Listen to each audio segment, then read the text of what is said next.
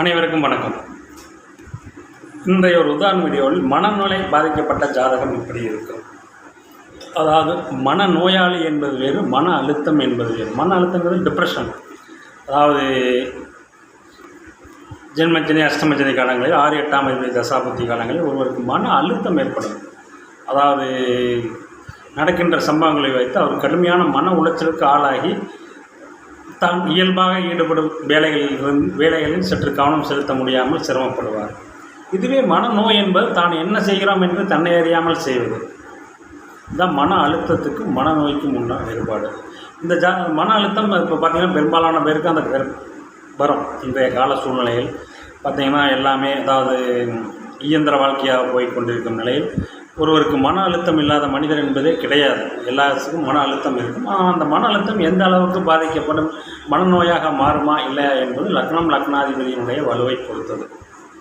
இந்த உதாரண ஜாதகத்தில் பார்த்திங்கன்னா ஒருவர் மனநோய் ஏன் ஒருத்தருக்கு வருது, அதற்கு உண்டான கிரக அமைப்புகள் என்ன என்பதை விளக்கிறதுக்காக தான் இந்த வீடியோ. இந்த ஜாதகர் பிறந்தது பார்த்திங்கன்னா 8/5/1975 மீன லக்னம், மீன ராசி, உத்திரட்டாதி நட்சத்திரத்தில் பிறந்திருக்கார். லக்னத்திலேயே சந்திரன், குரு, 2ஆம் இடத்துல சூரியன், 3ஆம் இடத்துல புதன், கேது, 4ஆம் இடத்துல சுக்கிரன், சனி, 9ஆம் இடத்துல ராகு, 12ஆம் இடத்துல செவ்வாய். இந்த ஜாதகருக்கு பார்த்தீங்கன்னா லக்னாதிபதி லக்னத்திலேயே ஆட்சி பெற்று 3 நாளுக்குடையவர்கள் பரிவர்த்தனையாகி சுக்கிரன் திக்பலம் பெற்ற ஒரு நல்ல யோக ஜாதகம் போல் தோன்றும். ஆனால் சனிக்கு நிகரான அமாவாசை சந்திரன் அங்கே குருவுடன் 4 டிகிரியில் இணைந்திருக்கிறார். இன்னொரு பாபரான சனி லக்னத்தை பார்க்கிறார். இங்கே லக்னம் ராசியும் ஒன்றாகி 2ம் கடுமையாக பாதிப்பு உள்ளாகிறது. இந்த அமைப்பில் தான் பார்த்திங்கன்னா இந்த ஜாதகருக்கு அதாவது திருமணமோ புத்திர பாக்கியமோ கிடையாது. இவருக்கு மூத்த சகோதரர் இருக்கிறார், அவரும் திருமணமாகி நல்லா இருக்கிறார். இளைய சகோதரி ஒருவர் இருக்கிறார், அவருக்கும் பார்த்திங்கன்னா நல்லா தான் இருக்கிறாங்க. அதுலாம் ஒன்றும் பிரச்சனை இல்லை. இந்த ஜாதகருக்கு அதாவது முதல் நல்லா தான் இருந்தார். அதாவது சனி திசை, புதன் திசை, கேது திசை கூட பெறவில்லை. சுக்கிர திசை பிற்பதியிலிருந்து இந்த ஜாதகருக்கு மனம் சம்பந்தமான நோய்கள் ஆரம்பித்தது. ஏனென்றால் சுக்கிரன் அஷ்டமாதிபதி என்பதாலும் சனி 10ஆம் பார்வையாக சந்திரனையும் லக்னத்தையும் பார்ப்பதாலும் லக்னாதிபதி அமாவாசை சந்திரனுடன் இணைந்து சனியின் பார்வை இருப்பதாலும் இந்த ஜாதகருக்கு மனநோய் ஏற்பட்டது. இப்போ குறிப்பாக பார்த்திங்கன்னா இந்த ஜாதகருக்கு சூரிய திசை 6ஆம் அதிபதி உச்சமாகவே கூடாது. 2ஆம் இடத்தில் பாவகிரகம் உச்சமாகக்கூடாது. அவரே 6ஆம் அதிபதியாகி உச்சமாவதும்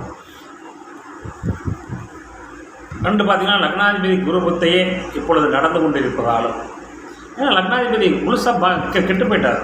அதாவது என்னதான் குரு அங்கே ஆட்சி திக்பலம் போன்ற நிலைகளை அடைந்திருந்தாலும் 2 பாபர்களின் கடுமையான தாக்குதலால், சந்திரன் சனியினுடைய தாக்குதலால் இந்த ஜாதகர் அதாவது லக்னம் கடுமையாக பாதிக்கப்பட்டு லக்னாதிபதியும் கடுமையாக பாதிக்கப்பட்டதால் இந்த ஜாதகர் மனநோய் யாரியாக இருக்கிறார். திடீர்னு பார்த்தீங்கன்னா யாரையே சண்டைக்கு போடுவார், தான் என்ன செய்யணும்னு செய்யாது, திடீர்னு எங்காவது ஓடுவார். இந்த மாதிரியான தன்னிலை மறந்து செயல்படுதலுக்கு தான் அந்த மனநோயாளிங்கிற பேர். மனநோய் என்பது வேறு, மன அழுத்தம் என்பது வேறு என்பதை எனக்கு ஏற்கனவே சொல்லியிருக்கிறேன். இந்த அமைப்பில் பார்த்திங்கன்னா அதாவது ஒரு குறைந்தபட்சம் அந்த மனநோய் புதனும் கெட்டிருக்கணும். புதன் இங்கே என்னதான் பரிவர்த்தனையானாலும் கேதுவுடன் நிறைந்து செவ்வாயின் பார்வையில் இருக்கிறார். இந்த அமைப்பில் புதனும் கெட்டிருக்கிறார். 4ஆம் இடமான சுகஸ்தானத்தில் அட்டமாதிபதி சுக்கிரனும் சனியும் இருக்கிறார்கள். எனவே இந்த ஜாதகருக்கு அதாவது சந்திரன் கடுமையாக பாதிக்கப்பட்டு லக்னாதிபதியும் பாதிக்கப்பட்டிருக்கும் நிலையில் புதனும் அங்கே பாபத்துவமாக இருக்கும் நிலையில் ஒரு ஜாதகர் மனநோய் சம்பந்தப்பட்ட நிலைக்கு ஆளாவார் என்பதற்கு இந்த ஜாதகர் கடுமையாக அதாவது சுக்கிரதசை பிற்பதில் கூட ஓரளவுக்கு சுமார் இருந்த ஜாதகம் சூரிய திசை ஆரம்பித்ததும் கடுமையான மன நோய்க்கு ஆளாகி இப்பொழுது நடக்கும் குரு புத்தியில் கடுமையான மனநோய், அதாவது குடும்பத்தாரே என்னவென்று செய்வது தெரியாமல் ஒரு மனநல காப்பகத்திலே விட்டிருக்கிறார்கள். இதற்கு காரணம் என்ன? தசாநாதன் குரு ஆகிய புத்திநாதன் குரு ஆகிய லக்னாதிபதியுமாகி சனியின் 10ஆம் பார்வை பெற்று அமாவாசைக்கு நெருங்கி சந்திரனுடன் இணைந்து கெட்டதாலும் 6ஆம் அதிபதி 2ஆம் வீட்டில் உச்சமாகி தசை நடத்துவதாலும் மேலும் 7ஆவது சனி ஜென்மச்சனியாக மாறப்போவதாலும் இந்த ஜாதகருக்கு இந்த சூரிய திசை முடியும் வரையில் மனநோய் சம்பந்தமான பிரச்சனைகள் இருக்கும். சந்திர திசையிலும் இது தொடரும். ஆனால் அதே சமயத்தில் இவர் நிரந்தர மனநோயாளியும் அல்ல. திடீர்னு ஒரு அரை மணி நேரம் நல்லா இருப்பார், அரை மணி நேரம் திடீர்னு வந்துடுவார். அதுக்கு லக்னாதிபதி ஏதோ ஒரு அளவுக்கு அங்கே ஆட்சி பெற்றிருக்கிற காரணத்தினாலும், சுகஸ்தானாதிபதியான புதனும் சுக்கிரனும் பரிவர்த்தனையாக இருக்கிற காரணத்தினாலும், சுக்கிரன் 4ஆம் இடத்திலே திக்பலமாக இருக்கிற காரணத்தினாலும், அதாவது ஒரே சீரான எப்பொழுதும் விதண்டாவாக சண்டைக்கு போகிறது, அதாவது தாட் போட்டு அடித்து ஓசிக்கிறது, இந்த மாதிரியான நிலை இல்லை. ஒரு மணி நேரம் நல்லா இருப்பார், 1 மணி நேரம் அடுத்து ஜாதகர் என்ன செய்கிறார் என்று அவருக்கே தெரியாது. வீட்டில் இருப்பவரும் அவரை கட்டுப்படுத்த முடியாது. அதாவது லக்னாதிபதி கெட்டாவே என்ன சொல்கிறோம், ஜாதகர் வாழ தகுதியற்றவர்னு சொல்கிறோம் இல்லைங்களா, அந்த அமைப்பு தான் அந்த ஜாதகருக்கு. கூடவே அவர் சின்ன லக்னமும் ராசியும் ஒன்றாகி இரண்டும் கெடுவது அந்த ஜாதகருக்கு கூடுதல் பாதுகாப்பு. இங்கே லக்னம் மட்டும் கெட்டு ராசி ஏதாவது வேறு ராசியாக இருந்தால் அவர் வழிபட்டிருந்தால் ஓரளவு சமாளிக்கக்கூடிய நிலையில் இந்த மனநோய் பெரிய பாதிப்புகளை தந்திருக்காது. இரண்டாம் நிலையாக புதனாவது ஓரளவு அங்கே வலுவாக இருந்திருந்தால் ஜாதகர் மனநோயாக ஆயிருக்க மாட்டார்.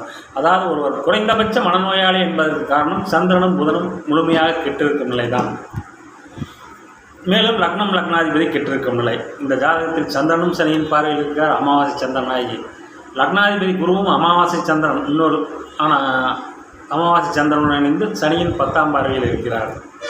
நடப்பதோ 6ஆம் அதிபதி சூரிய திசை, உச்சமான சூரிய திசை. கோச்சாரத்தில் 7.5 சனி நடக்கிறது. இந்த ஜாதகருக்கு சூரிய திசை முனைமறையில் இந்த ஜாதகருக்கு மனநோய் சம்பந்தமான தொந்தரவுகள் இருக்கத்தான் செய்யும். சந்திரபுத்தியிலும் இது இருக்கும். ஆனால் சந்திரபுத்தியில் ஓரளவு கட்டுக்குள் இருக்கும். வைத்தியங்கீதி பார்த்து ஓரளவு செட்டில் பண்ணுறாங்கன்னு பார்க்கும். அதே சமயத்தில் இந்த சூரிய புத்தி முழுதுமே இந்த ஜாதகர் மனநோயால் பாதிக்கப்பட்டிருப்பார். மனம் என்கிறது என்ன? சந்திரன் தான் மனம். அதாவது நம்முடைய எண்ணங்களை குறிக்கிறது. அவர் கெட்டு இருக்கிறார் சனியின் பார்வையில். லக்னம் என்கிறது என்ன? நம்மளை தான் குறிக்கிறது. லக்னனுடைய ஜாதகனுடைய செயல் சிந்தனை எல்லாமே அமாவாசை சந்திரன் இணைவாலும் சனியின் 10ஆம் பார்வையாலும் முழுவதுமாக கெட்டுவிட்டது. புத்தியை தரக்கூடிய புதன் இங்கே கேதுவுடன் இணைந்து என்னதான் பரிவர்த்தனையாலும் அவர் செவ்வாயின் பார்வையில் இருக்கிறார். எனவே இந்த ஜாதகர் மனநோயால் தற்பொழுது சிரமப்பட்டு கொண்டு, அதாவது கட்டுப்படுத்த முடியாத மனநோயால் ஒரு மனநோய் மருத்துவமனையில் உறவினர்கள் வைத்தியம் செய்து கொண்டிருக்கிறார்கள். அந்த ஜாதகர் உறவினர்கள் கேட்டால் இவருக்கு எப்போ தான் மனநோய் செய்யும்? மனநோய் இப்போதைக்கு சரியாகிறதுக்கான வாய்ப்புகள் இல்லை. சூரிய திசை முடியும் வரையில் இந்த ஜாதகர் மனநோய் சம்பந்தப்பட்ட பிரச்சனைகளில் இருப்பார். சந்திர திசையில் ஓரளவு சற்று நிம்மதி அடையக்கூடிய நிலை இருக்கும். ஏனென்றால் சந்திரன் அங்கே அமாவாசை சந்திரனாக இருந்தாலும் குருவோடு இணைந்திருப்பதால், என்னதான் இருந்தாலும் அங்கே குருவுடன் சந்திரன் இணைஞ்சிருக்காரு இல்லைங்களா, சனியின் பார்வை. சந்திர திசையில் அவரே 5ஆம் தேதி என்பதால் சந்திர திசையில் ஓரளவு குணப்படுத்தக்கூடிய அமைப்பு உண்டாகும் என்று கூறியிருக்கிறார். எனவே ஒரு மனநோய் ஏற்படும் என்றால் லக்னம், சந்திரன், லக்னாதிபதி இது எல்லாம் கெட்டு புத்திகாரங்களான புதனும் கெட்டிருக்கும் நிலையில் பாபத்துவமான 6, 8ஆம் அதிபதிகள் தசை ஜென்மச்சனி, அஷ்டமச்சனி நடக்கும்போது கண்டிப்பாக ஒருவர் மனநலம் பாதிக்கப்பட்டு மனநோயாளி ஆவா என்பதற்கு இந்த ஜாதகம் நல்ல உதாரணம். நன்றி, வணக்கம்.